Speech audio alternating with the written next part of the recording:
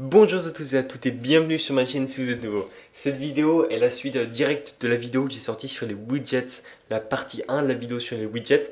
J'avais dû couper cette vidéo car elle était un peu longue. Si vous ne l'avez pas vue, allez la voir maintenant et revenez sur cette vidéo là plus tard car c'est vraiment la suite directe. Donc sans plus tarder, on va reprendre là où on en était. C'est parti. Donc ce qu'on a nous ici, c'est un champ de texte username, mais comme vous le savez, on veut faire une page de login. Et pour faire une page de login, il nous faut un username, mais aussi un password. Et on va devoir donc créer le champ password, un text field encore une fois, un autre widget qu'on va devoir mettre dans le body encore une fois. Et vous pouvez ici vous-même, si vous rajoutez un text field après celui qu'on a déjà créé là, et ben ça ne va pas marcher, il va souligner ça en rouge, il va pas aimer, et en fait ça va faire une erreur. C'est parce que c'est pas possible de mettre deux widgets dans le body. Le body, si vous regardez, il n'accepte que un seul widget. Donc ce qu'on va utiliser, c'est on va utiliser quelque chose qui s'appelle une colonne. Une colonne, comme son nom l'indique, ça va arranger les éléments en colonne et on va pouvoir mettre plusieurs widgets dessus, dans la colonne. C'est un peu du layout et ça nous permet de mettre plusieurs widgets ensemble plutôt qu'un seul dans le body. Donc ça s'appelle columns. Ici, on va marquer column et ça va les arranger verticalement. Donc ça, c'est un autre widget qu'on voit. Et ça permet du coup de les arranger verticalement. Donc là, je viens juste de copier ici ce truc-là. On va le coller quelque part après. Donc ce column, il a encore une fois plein d'attributs. Encore, il en a pas tellement. Il y en a quelques-uns. Et ce qui nous intéresse, nous, c'est celui qui s'appelle children. Et ça, comme vous pouvez voir ici, c'est une liste de widgets. Donc là, on va pouvoir mettre plein de widgets différents, autant qu'on veut. Comme en Python, les listes ici, elles sont avec des crochets. Donc chaque élément de la liste sera encore une fois séparé par une virgule et ce sera entre des crochets. On va pouvoir ici mettre notre text field username. Jusque là, rien n'a changé. On a juste rajouté ici, vous voyez, une colonne. Et ici, et voilà, elle se termine ici. Donc là, on est là jusqu'à maintenant. Vous pouvez avoir quelques problèmes de formatage, des trucs qui vont pas bien. Si par exemple vous avez un truc comme ça, vous voyez qu'il y a un truc qui va pas. Faites attention de bien avoir une virgule souvent en fin de ligne. Par exemple là, vous voyez que ici, ça c'est la fin de la colonne. Ici, juste ici, ça c'est toute la colonne. Et après ça, en fait, on voudrait avoir une virgule. Et ça aide pour le formatage. Donc pareil, une virgule ici aussi, ça aidera pour le formatage. Et du coup, maintenant, vous avez tout cassé un peu au niveau du formatage. Et il y a un autre shortcut à apprendre. C'est Command, ou Control si vous êtes sur Windows, Shift et F. Ou pardon, Option, Shift et F. Et ça va vous réarranger le code automatiquement. Donc, Option, Shift et F. Donc sur Windows, ce sera sûrement Alt, Shift et F. Et ça va nous réarranger le code tout bien. Donc par exemple, si je fais un peu un bordel ici, là, avec ça et puis après ça qui part là, hop, ça nous le remet tout bien. Et ajouter les virgules, comme ça nous aide. Donc je reviens. Ici, on met bien les virgules en fin. Et on a le text field ici. Et on va tester, on va réappuyer là, on va relancer avec la flèche verte et voir si ça marche. Voilà, bon, ça fait la même chose qu'avant, c'est normal. Et on va pouvoir ajouter notre autre text field avec le password. Donc, pardon. Ici. Donc celui-là, c'est celui du password. On va faire la même chose, on va mettre un hint text avec une décoration. Et cette fois-ci, on va mettre password. Et là, on n'a pas fait grand-chose, mais on a déjà deux text fields ici de notre application, dans le body de notre application. Et ils sont regroupés sous une colonne. On peut regarder ce que ça donne. On appuie ici sur la flèche verte. Et voilà, on a les deux qui s'affichent juste ici. Donc ici, on peut marquer notre username et notre password. Donc par exemple, moi, si je voulais me connecter à ma chaîne YouTube, je mettrais ici Titouan. Et ici, je mettrais mon password Titou en 1, 3. Et là, on a un problème tout de suite parce que vous voyez le password et vous n'êtes pas censé le voir. Moi, je vais avoir des problèmes parce que maintenant, vous allez tous vous connecter à ma chaîne YouTube. Donc on a un problème ici, on voudrait cacher ce password, vous savez comment c'est fait. En général, il y a des petites astérisques qui apparaissent au niveau du password. Donc c'est tout à fait possible de faire ça. Et pour ça, il y a une propriété du text field. Donc on va modifier seulement le password one et ça s'appelle obscure text. Donc ça, c'est un bool ici, ça veut dire que ça va être soit vrai, soit faux. On va l'utiliser ici, on veut, en fait, est-ce qu'on veut cacher le texte? Nous, on veut cacher le texte pour le champ password. Donc on va marquer ici true, et true, c'est sans majuscule au début. Donc voilà, c'est juste comme ça.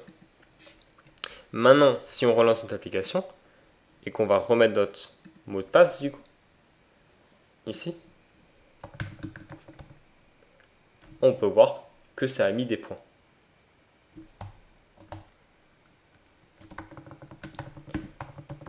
Donc vous voyez que ça ne marque pas le mot de passe, et pour le username, ça marche toujours. Ok, parfait, on a deux text fields qui fonctionnent. Maintenant, ce qu'on va vouloir faire, c'est qu'on va vouloir ajouter un bouton ici pour ce login en fait. On va vouloir ajouter un bouton de login. Parce que pour l'instant, eh ben, on n'a pas de bouton, on peut marquer nos infos, mais après on peut aller nulle part. Donc on va vouloir marquer un bouton de login. On peut donc créer un bouton. Et si on marque button ici, on peut voir on a différents. Et il n'y en a pas un qui s'appelle bouton. Il n'y en a pas un qui s'appelle juste button. C'est quelque chose d'autre en fait. Ça s'appelle un elevated button. C'est celui-là ici. Ils auraient pu appeler juste bouton, mais en fait, encore une fois, ça dépend du style que vous utilisez. Si je mets Cupertino, ce sera un différent bouton. Donc, en fait, ils ont juste mis elevated button et c'est plus simple comme ça. Donc, on a deux méthodes obligatoires ici. Enfin, deux champs obligatoires. Donc, ça, c'est des champs ici. Il y en a un qui s'appelle onPressed et il y en a un qui s'appelle child.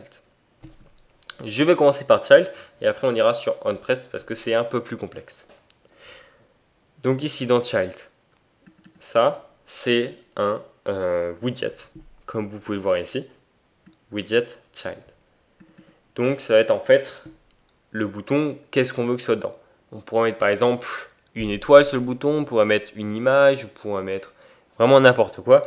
Nous ce qu'on veut, c'est qu'il y ait marqué login dessus et comme ça l'utilisateur il sait qu'il faut appuyer là-dessus pour login. Donc on va marquer, on va faire cette fois-ci un widget texte comme on a fait avant, ici, texte, et ben encore une fois c'est login, et donc ça c'est, bon ça va créer un texte avec login. Donc ça c'est l'usage vraiment basique du texte. On verra plus tard d'autres propriétés. Si vous faites échappe là vous voyez qu'il y a plein de propriétés qu'on verra plus tard. Mais là on va juste utiliser ici la première propriété, donc en fait le texte est affiché. Donc là, on a notre texte affiché. Si je mets une virgule encore ici une fois que je fais mon shortcut, mon raccourci Alt ou Option Shift F pour réorganiser le code, vous voyez que ça me le met bien. Et pareil, une virgule ici. onPressed, si on regarde ce que c'est pas un widget cette fois-ci, bizarrement. Vous voyez que tout de suite, il y a beaucoup de hiérarchie en fait. Material App, qui a ensuite Scaffold, qui a ensuite AddBar, et puis qui a Column, Text Field, Input Decoration. C'est toute une hiérarchie en fait qu'on va pouvoir après séparer en différents widgets, mais ça c'est une autre vidéo. Mais ici c'est pas un widget pour une fois, c'est void function. Donc ça doit être une fonction qui ne retourne rien parce qu'il y a void. Je vous rappelle, les fonctions quand on a void au départ, ça veut dire qu'elles ne retournent rien. Donc là ici, on doit lui donner une fonction qui ne retourne rien. Alors c'est un peu bizarre. Parce que pourquoi il veut une fonction lui? C'est-à-dire une fonction. En fait, ce qui va se passer, c'est qu'on va lui donner ici la référence de quelque chose. La référence est une fonction qu'il va appeler. Il va appeler cette fonction, la fonction qu'on lui donne ici. Il va appeler à chaque fois que l'utilisateur il appuie sur le bouton. Et pour ça, on peut créer une fonction. Du coup, ici, une fonction, comme il nous dit, on va créer une fonction void. Donc void. Et ça doit être une fonction, donc on va l'appeler bouton login login appuyé. Donc ça c'est notre fonction et pareil, on met deux accolades. Donc ça, c'est notre fonction ici. Et on va devoir lui donner, la fonction va devoir lui dire, du coup, quand la personne appuie sur le bouton, on veut que tu appelles cette fonction-là. Et on va juste donner le nom de la fonction. Ici, on ne met pas les accolades, parce que si on met les accolades, ça va appeler la fonction. Nous, on ne veut pas appeler la fonction. Nous, on veut juste dire, tu dois utiliser cette fonction-là. Donc, pour résumer, le bouton, quand il va être appuyé, il va regarder la fonction qui est définie pour onPressed, donc nous c'est celle-là, il va l'appeler. Et quand il va appeler la fonction, ce qui veut dire, c'est que ce code ici, le code à l'intérieur, il va se faire exécuter. Donc si on peut mettre un print pour tester, le bouton a été appuyé, comme ça, et ici, ça va donc afficher ça dans la console. Ça ne va pas l'afficher à l'écran. Pour l'afficher à l'écran, il faudrait mettre un texte, mais ça va l'afficher dans notre console de débugage, que je vais vous montrer comment afficher juste après, parce que pour l'instant, on n'a pas trop utilisé. Ici, on peut voir il est en rouge, encore une fois, et c'est parce que Dart, il faut mettre un point virgule à la fin des lignes. Ici, on n'en a pas besoin, parce que tout ça, c'est des trucs imbriqués, mais vous voyez qu'ici, on en a. En fait, ici, on met des virgules, parce que c'est des listes, en fait. Donc là, on lui dit, quand le bouton est appuyé, tu appelles ça, et ça va print ça dans la console. On va tester ça tout de suite, parce que là, on a quand même rajouté beaucoup de choses, donc on va tester, voir si tout marche. Encore une fois, on clique sur la flèche verte pour relancer. Et ici, on va pouvoir aller, on a notre bouton de login qui s'est affiché, comme vous pouvez voir. Et les text fields marchent toujours. Et on a notre bouton de login qui s'est affiché. Comme je vous l'ai dit plus tôt, ici, ça va afficher dans la console de débugage. Et pour l'instant, la console, on ne la voit pas. Pour afficher la console, il va falloir afficher ici dans Vue. Et on va mettre Debug Console. Et ça va nous l'afficher ici. Donc là, on a quelques informations sur la console de débugage. Il y a des trucs qui nous disaient, c'est pas vraiment intéressant ce qu'il nous dit. On va tester tout de suite si ça marche, qu'on appuie sur le bouton login. Parce que nous, on veut tester. Donc on appuie. Et hop, il nous dit le bouton a été appuyé. Et j'appuie 3 fois maintenant. Et bon, vous voyez ici, nous, ça le regroupe. Il dit, ce message a été envoyé 6 fois.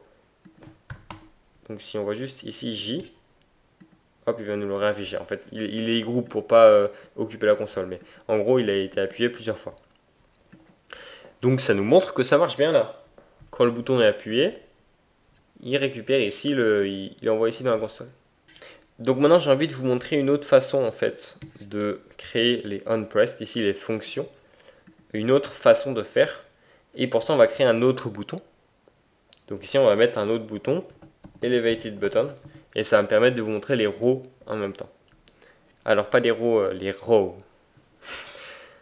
Donc ici, pareil, on met un child. Donc, par exemple, ce bouton-là, on peut dire que c'est le bouton continuer en tant qu'invité. Donc, c'est pour ne pas se login. Si on veut juste être là, par exemple, pour voir ou je sais pas. Et ici, il nous demande toujours notre question. Donc, CTRL Alt, Shift et F pour formater. Commande Shift et F pour ceux qui sont sur Mac. Ici, il nous demande toujours du coup de passer une fonction. Alors, si vous voulez, vous pouvez passer la fonction qu'on a déjà créée. Hein. Ça, c'est totalement possible. Les fonctions, on peut les réutiliser partout. Mais moi, j'ai envie de vous montrer une autre façon de faire. Donc, si on regarde ici, il nous veut une fonction qui ne retourne rien. Et la fonction, elle ne prend aucun argument. Alors, je vous montrerai ça plus tard, mais en gros, les arguments, c'est, par exemple, on lui dit ici, string, et non. Voilà, ça c'est un argument. Ça veut dire qu'on devra, quand on va appeler cette fonction, on devra donner un nom. Bref, ici, je vous parlerai de ça plus tard aussi. Hein. Ici, on ne doit pas avoir d'argument. Et on peut créer une fonction sans avoir à la créer autre part comme ça. On peut la créer juste ici, une one-time function. Donc en fait, c'est une fonction qui va être utilisée juste une seule fois et juste ici. La syntaxe, c'est on ouvre les parenthèses, on ferme les parenthèses. Si on veut mettre des paramètres, ils vont aller là-dedans. Et après, on ouvre des accolades et on ferme les accolades et le code, il va entre les deux. Donc vous voyez, ce que ça permet, c'est que ça évite d'avoir à créer une fonction là-bas qui va encouper le code, qui sera utilisée qu'une seule fois. Et ici, ça évite de devoir référencer une fonction et après, on ne sait pas où elle est. etc. Ça permet de juste créer la fonction une fois et on l'utilise juste ici.